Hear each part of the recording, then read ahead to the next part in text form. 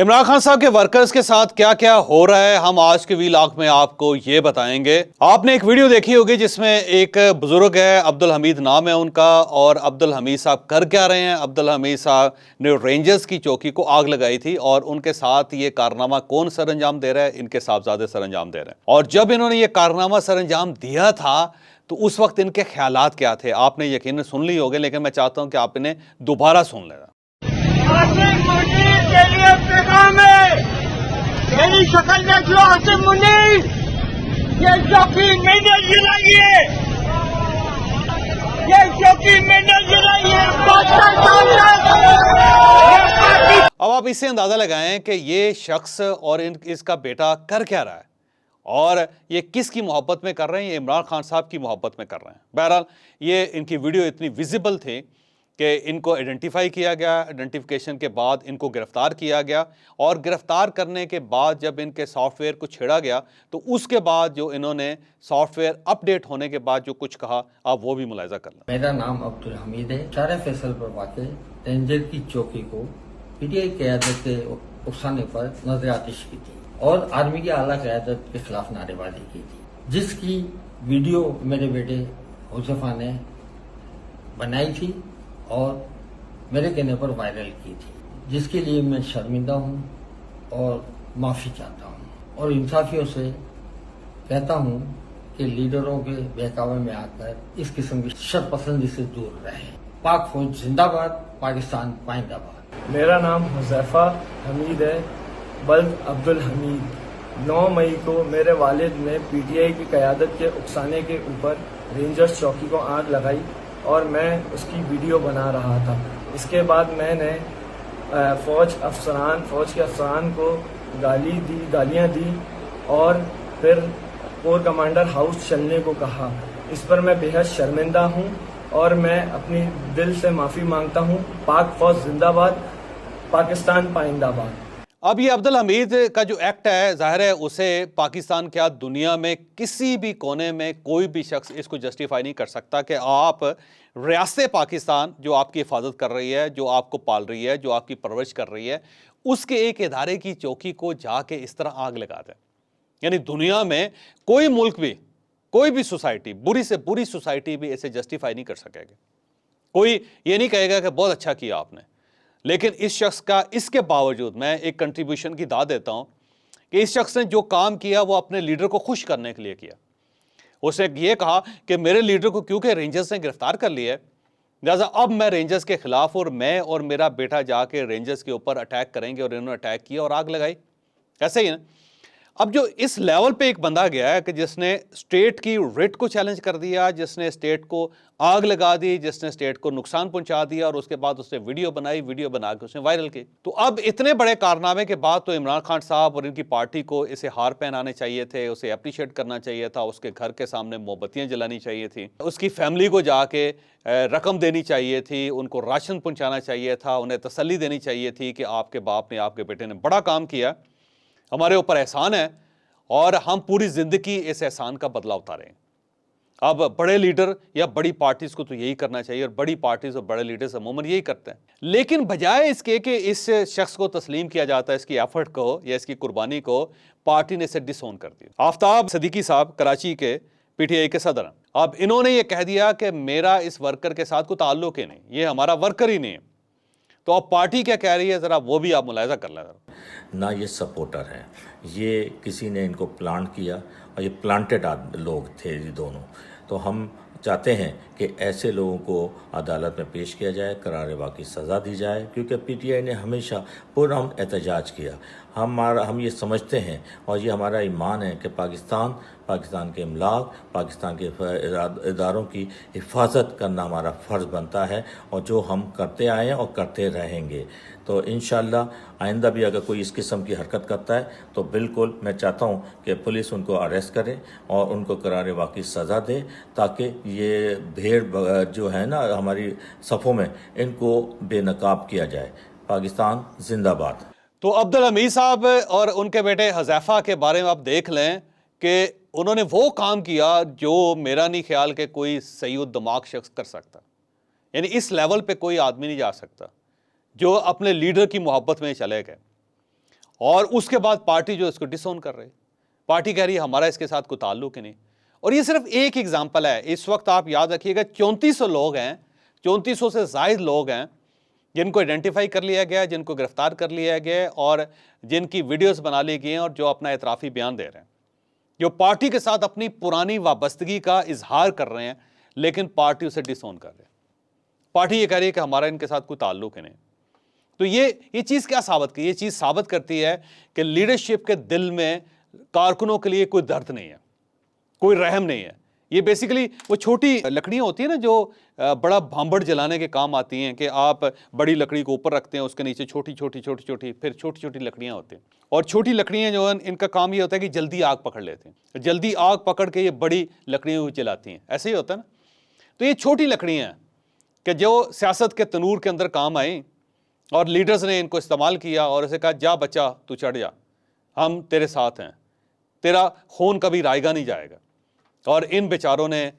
تھوڑا سا خون تھا وہ گرم ہو گیا، اور ان بیچاروں نے اپنے آپ کو چھوٹی لکڑی بنا لیا. اب یہ چھوٹی لکڑیاں چل رہی ہیں، اور جو بڑی دیگ ہے جس کے اندر ابال آنا تھا، جس کی سیاست کی دیگ کہہ لیں، وہ اس لکڑی کے بارے میں جانتی نہیں، وہ اسے تسلیم ہی نہیں کرتے، وہ اسے ڈس اون کر رہے ہیں. تو 3400 ایسی لکڑیاں جنہوں نے اپنی جان دے دی، انہیں پارٹی مان ہی نہیں رہی، تسلیم ہی نہیں کر رہی. وہ کہتے ہیں ہمارے یہ ورکر ہی نہیں ہے، بلکہ اس سے زیادہ خوفناک چیز ہے. وہ کہتے ہیں جی ان کا تعلق پی ڈی ایم کے ساتھ ہے، یہ رانا ثناء اللہ کے لوگ ہیں، یہ پیپلز پارٹی کے لوگ ہیں، یہ مولانا فضل الرحمان کے لوگ ہیں، اور عمران خان صاحب اور ان کے ساتھ یہ بھی کہتے ہیں کہ اسٹیبلشمنٹ کے لوگ ہیں. تو وہ لوگ جنہوں نے اپنا کیریئر داؤ پہ لگا دیا، جو آپ کو سرکاری ملازمت نہیں کر سکیں گے، جن کا پاسپورٹ نہیں بن سکے گا، جن کو ویزا نہیں دیا جائے گا کیونکہ کرمنل ہسٹری ہوگی ان کی، جو کاروبار نہیں کر سکیں گے، اگر کمپنی کھولیں گے تو کمپنی بند ہو جائے گی، کمپنی گورنمنٹ اجازت نہیں دے گی ان کو، جن کی شاید شادیاں بھی نہ ہو سکیں، اور اگر شادیاں ہوں تو ان کے بچوں کو اسکول کی تعلیم نہ مل سکے، جو ہو سکتا ہے 10 15 20 سال جن کو جیل میں گزارا کرنا پڑے، اور ان میں سے ہو سکتا ہے کچھ لوگوں کو پھانسی ہو جائے، کیونکہ جو جرم ہے وہ بہت خوفناک ہے ان کا. تو یہ اتنی بڑی بڑی سزائیں جو بھگت رہے ہیں، یہ اس کا کیا فائدہ ہوا ان لوگوں کو؟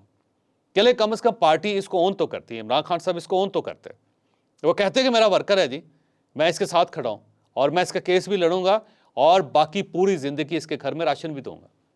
ان کے بچوں کی نوکری کا بندوبست بھی کروں گا. تو وہ تو انہیں مان ہی نہیں رہے، تسلیم ہی نہیں کر رہے. وہ کہتے ہیں جی ان کا تو ہمارے ساتھ تعلق ہی کوئی نہیں. اب یہاں پہ جو ایک بہت زیادہ تضاد ہے، وہ تضاد بھی میں آپ کے سامنے رکھتا چلوں کہ عمران خان صاحب یہ کلیم کر رہے ہیں کہ ہمارے 7000 ورکرز کو گرفتار کیا گیا، 7000 ورکر، اور ساتھ ہی جن ورکرز کو گرفتار کیا گیا ہے اور وہ ورکر اعترافی بیان دے رہے ہیں، ان کو مانتے بھی نہیں. وہ کہتے ہیں نہیں ہمارے ورکر ہی نہیں. اب اگر یہ ان کے ورکرز نہیں ہیں تو پھر وہ 7000 ورکرز کہاں ہیں جو گرفتار ہو گئے؟ کم از کم پی ٹی آئی ان کے نام ہی دے دیں، ان کی فہرست ہی دے دیں، تاکہ ان لوگوں کے ساتھ میچ تو کیا جا سکے ان کو. لیکن وہ عمران خان صاحب نہیں کر رہے، اور ساتھ وہ شہداء کی جو قربانیاں ہیں ان کو تسلیم بھی کر رہے ہیں، اور ساتھ ان کی نماز جنازہ بھی پڑھ رہے ہیں.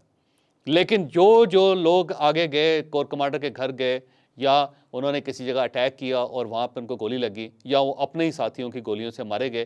اور اس ایکٹ کو وہ اس کی مذمت نہیں کر رہے، اسے نہیں مان رہے. وہ یہ کہہ رہے ہیں ہمارے لوگ گئے ہی نہیں، یہ کوئی اور لوگ ہیں جو گئے تھے، لیکن اب جو اور لوگ وہ جو مر گئے ہیں وہ ساتھ ان کو اپنے شہداء بھی مان رہے ہیں. یعنی عجیب بات ہے کہ مرنے والوں کو اپنا شہید کہہ رہے ہیں اور ان کی نماز جنازہ پڑھ رہے ہیں، اور جو ورکرز گرفتار ہیں ان کو اپنا ورکر کہہ رہے ہیں. 7000 ورکرز کا مقدمہ بھی لڑ رہے ہیں آپ، ان کا پرچم بھی اٹھایا ہوا ہے آپ نے، اور چیف جسٹس صاحب سے درخواست بھی کر رہے ہیں کہ ان کی رہائی کا بندوبست کیا جائے.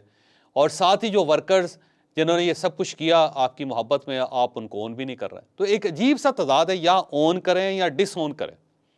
یا مذمت کریں یا پھر اپریشیٹ کریں. آپ یہ ساتھ کہہ رہے ہیں اداروں کو کہ جناب اگر مجھے دوبارہ گرفتار کیا گیا تو حالات اس سے زیادہ برے ہوں گے، اور ساتھ ہی آپ یہ کہہ رہے ہیں کہ جی میں تو مذمت ہی نہیں کروں گا، اور ساتھ آپ یہ کہہ رہے ہیں کہ یہ لوگ میرے ہی نہیں ہیں. تو عجیب سا تضاد ہے. تو میرا خیال ہے عمران خان صاحب کو اس تضاد سے نکلنا چاہیے. انہیں یا تو ان ورکرز کو کھلے دل کے ساتھ، بڑے دل کے ساتھ، لیڈر بن کے، شیر بن کے، ٹائیگر بن کے ان کو تسلیم کرنا چاہیے. انہیں ماننا چاہیے کہ میرے لوگ تھے، اور یہ میری رہائی میں، میری محبت میں وہاں تک چلے گئے جہاں کسی اور پارٹی کا کوئی شخص تصور بھی نہیں کر سکتا. یا پھر فلی ڈس اون کریں کہ جی ہمارے لوگ ہی نہیں ہیں، ہم کر ہی نہیں سکتے یہ، اور میں بھرپور مذمت کرتا ہوں، اور جس شخص نے یہ کیا آپ اسے گرفتار کریں اور اسے پھانسی دیں، لٹکا دیں اس کو، بے شک میری طرف سے کوئی ریزسٹنس نہیں، یا پھر یہ کریں۔ تو عجیب سی بات ہے کہ کبھی آپ مان لیتے ہیں، کبھی آپ نہیں مانتے، کبھی آپ آگے جاتے ہیں، کبھی آپ پیچھے جاتے ہیں۔ تو یہ جو تضاد ہے، یہ جو کنفیوژن ہے، اس نے اس پارٹی کو مزید ڈیمیج کر دیا۔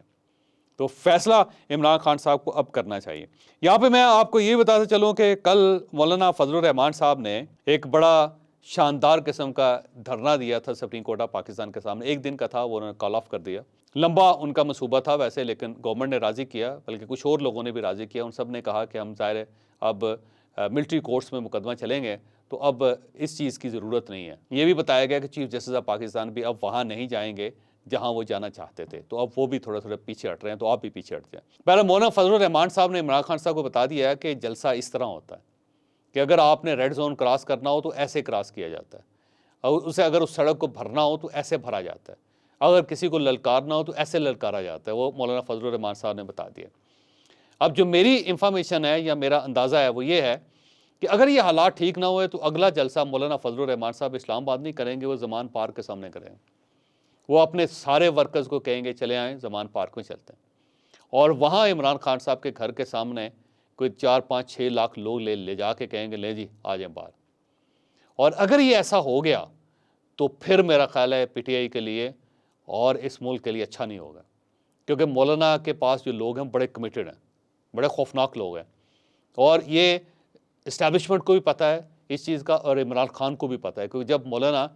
اسلام آباد آئے تھے آپ کو یاد ہوگا تو پوری پارٹی ہل گئی تھی، اور اس وقت اگر چودھری پرویز الہی صاحب اور جنرل فیض حمید صاحب مل کے مولانا کو راضی نہ کرتے تو مولانا نے واپس نہیں جانا تھا، اور اس وقت بھی گورنمنٹ گئی تھی، کیونکہ گورنمنٹ کے اندر اتنی جان نہیں تھی کہ مولانا فضل الرحمان صاحب کو اس کو ہینڈل کر سکتے۔ مجھے خطرہ یہ ہے کہ اگر جس دن مولانا فضل الرحمان نے زمان پارک کی کال دے دی تو اس کے بعد وہ خانہ جنگی ہوگی جس سے پاکستان ڈر رہا ہے، جس سے ہم سب لوگ ڈر رہے ہیں۔ تو میرا یہی عمران خان صاحب سے درخواست ہے کہ اپنے کارکنوں کو تسلیم کریں، یا جو کچھ آپ کے کارکنوں نے کیا اس کو ڈس اون کریں اور مذمت کریں اور معذرت کریں قوم سے، اور آپ خود مذاکرات کی طرف آگے بڑھیں، اپنا ہاتھ آگے بڑھائیں، گورنمنٹ کے ساتھ بیٹھیں اور بیٹھ کے کچھ درمیان کا راستہ نکالیں۔ اور اس کے ساتھ ساتھ یہ جو روز للکار رہے ہیں مولانا فضل الرحمان کو، ان کو للکارنا بند کریں، کیونکہ مولانا بڑے لیتھل آدمی ہیں۔ مولانا نے اگر ٹھان لیا کہ وہ زمان پارک پہنچیں گے تو اس کے بعد پھر عمران خان صاحب کے لیے زمان پارک میں رہنا مشکل ہو جائے گا۔ اس ویلا کے آخر میں اپنے ساتھی، اپنے دوست عمران ریاض کے بارے میں بات کرنا چاہتا ہوں۔ عمران ریاض ایک جینوئن صحافی ہیں، اس میں کوئی شک نہیں کہ ان کے خیالات اور میرے خیالات میں بڑا فرق ہے، وہ ان کا نظریہ مختلف ہے، میرا نظریہ مختلف ہے، لیکن اس کا ہرگز یہ مطلب نہیں ہے کہ میں ان کو جرنلسٹ نہیں مانتا۔ وہ جرنلسٹ ہیں اور بڑے یوٹیوبر ہیں، اور پاکستان میں میرا نہیں خیال کہ جتنی ویورشپ ان کی یوٹیوب کے اوپر ہے کسی اور جرنلسٹ کی ہے اس وقت یا ہو سکتی ہے۔ بہرحال ایک جینوئن رپورٹر ہیں اور ان کی پوری زندگی جرنلزم میں گزری، لیکن اب ظاہر ہے کوئی ریڈ لائن کراس کی ہوگی انہوں نے، غلطیاں ظاہر ہے سب لوگ ہی کرتے ہیں، میں بھی کرتا ہوں، باقی سب لوگ بھی کرتے ہیں، لیکن اس کا ہرگز یہ مطلب نہیں ہے کہ ان کو اس طرح غائب کر دیا جائے۔ اگر انہوں نے کوئی جرم کیا ہے تو آپ ان کو اس جرم کی سزا دیں، آپ ان کے خلاف کیس کریں، آپ ان کو عدالت میں لے کے جائیں، اور اپنا جو ویو ہے آپ اسے اسٹیبلش کریں عدالت کے سامنے، عدالت سزا دے دے گی۔ لیکن اس طرح ان کو راستے سے اٹھا لینا اور اٹھا کے اس کے بعد غائب کر دینا، اور ان کی فیملی ان کو تلاش کر رہی ہے، ان کے ساتھی ان کو تلاش کر رہے ہیں، ان کے بچے ان کو تلاش کر رہے ہیں، ان کے دوست ان کو تلاش کر رہے ہیں، میرا نہیں خیال کہ پاکستان میں اس کی کوئی جسٹیفیکیشن ہو سکتی ہے۔ تو میری آرمی چیف سے ریکویسٹ ہے، میری آئی جی پنجاب سے ریکویسٹ ہے، میری چیف سیکرٹری پنجاب سے ریکویسٹ ہے، میری نگران چیف منسٹر صاحب سے درخواست ہے، اور اس کے ساتھ ساتھ میری وزیر داخلہ رانا ثناء اللہ صاحب سے بھی درخواست ہے کہ آپ عمران ریاض کو وہ جہاں پہ بھی ہیں ان کو وہاں سے نکال کے ان کو عدالت میں پیش کریں، اور اگر انہوں نے کوئی جرم کیا ہے تو ان کو آپ قانون کے مطابق سزا دیں۔ اس طرح غائب کر دینا یہ ایک اذیت ناک عمل ہے، اور پاکستان کی جرنلسٹ کمیونٹی اس کو کبھی بھی سپورٹ نہیں کرے گی۔ تو میں عمران ریاض کے لیے یہ کلمات بیان کر رہا ہوں کہ عمران ریاض صاحب، اللہ تعالیٰ کرم کرے گا، یہ مشکل وقت ہے، انشاءاللہ تعالیٰ یہ وقت بھی گزر جائے گا، اور ساتھ میری گورنمنٹ سے ریکویسٹ ہے کہ آپ جو بھی کرنا چاہتے ہیں قانون کے دائرے میں رہ کے کریں، کیونکہ یہ ایک سٹیٹ ہے، یہ بنانا سٹیٹ نہیں ہے۔